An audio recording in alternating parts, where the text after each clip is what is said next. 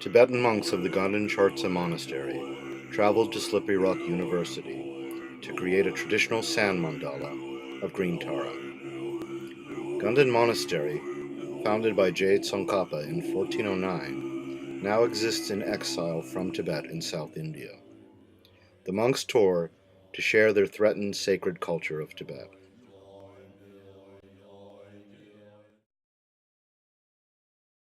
Green Tara, a female Buddha of enlightened activity, emanates from emptiness in the form of the green syllable Tam.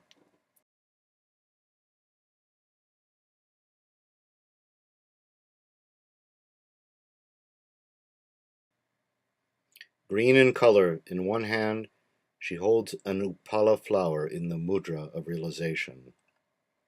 In her other hand, she gestures, ready to assist to all who call out to her and all who ask for her help by saying her mantra.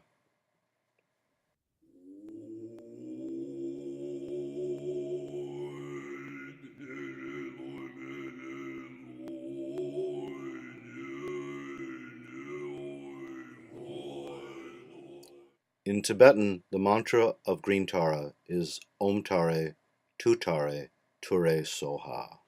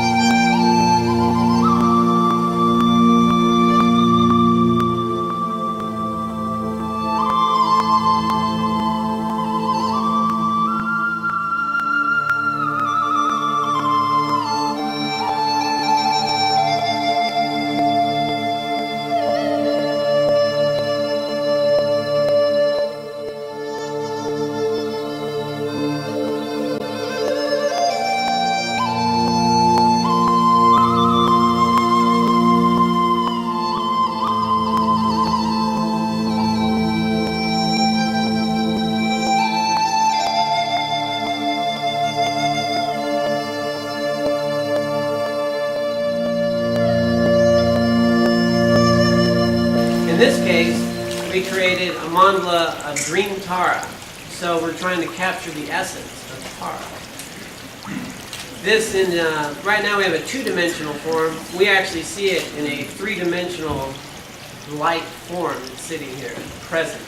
We have it now compressed. It looks like this, flat and two-dimensional. It's created out of sand, grains of sand. Now these grains of sand are actually crushed white rock that has been crushed to get the coarseness that you want. We have different levels of coarseness on the sand.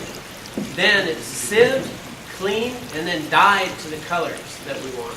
So this is all done back in India. It's brought here, and then the monks use these little metal funnels called chalk pearls. These little metal funnels have different sized tips, and by vibrating it, it draws the sand out. So if you want a really fine line, we have a very small hole. If you want a bigger line, we have a bigger hole. So you can control the sand by how quickly you vibrate, the size of the tip, and the coarseness of the sand. So this is an ancient art form that was over 1,000 years old. And these mandalas that are created, for last year we did the Buddha of Compassion. This is Tara. So it's a symbolic representation of their celestial home.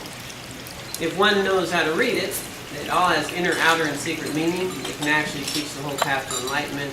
Every color has layers of meaning. Every symbol has layers of meaning. But on a very rough outline, we would say that here at the center, atop a lotus, these are lotus petals. Lotuses rise out of muck and mire. They transcend the water, much like the metaphor of us transcending samsaric existence to an enlightened state. The seed syllable here is Tam, which represents Tara. Tara sits atop a lotus, right here in the center, surrounded by her mantra, Om Tare Tutare Kurle Soha, over here, which again is on a lotus, sealed up and protected with vajras, indestructible vajras.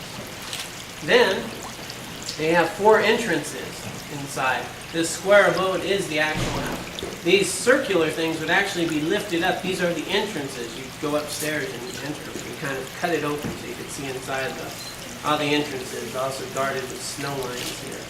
The green area is the outer garden, and within that garden become the auspicious symbols of Buddhism that all have meaning.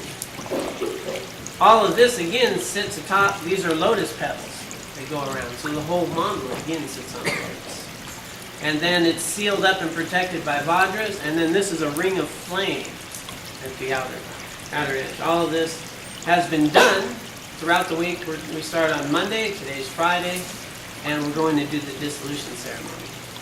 So people wonder, why do you sweep it up? Well, for a couple of reasons. One is, they'll remind you of impermanence.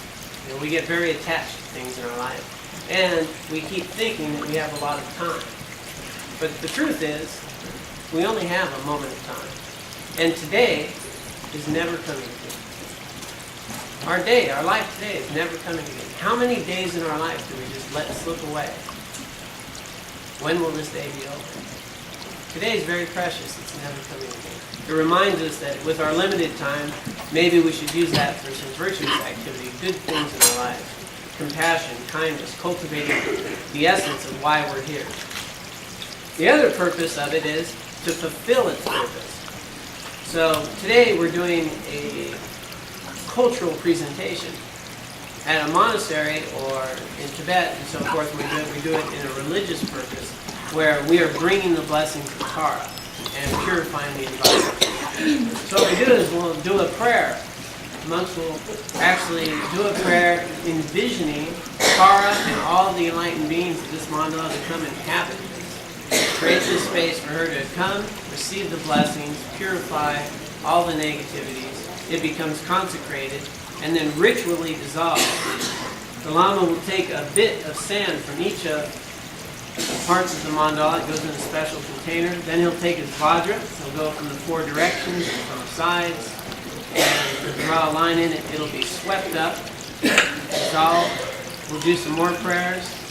And then everyone who's here gets a small bag of that sand. We feel that it's very blessed at that point. People can use it to bless their own property, put it around the corners of your own property. And we even use it at time of death. It's said that if you place it at the crown at the time of someone's passing, it helps ensure a transition to a new life. So So that's a little bit about the mandala. We're also brought some sand from India, from the big mandalas that we do there. It'll be mixed in, kind of like to have an octane boost of the big mandala. So that was on there. The rest of it, we're going down to the creek. Did I say that right, Andrew? The creek? I kept calling it a river, but I'm assured it's Slippery Rock Creek. So, and then we'll pour it into the waters, and then again see the blessings continue to go throughout the environment.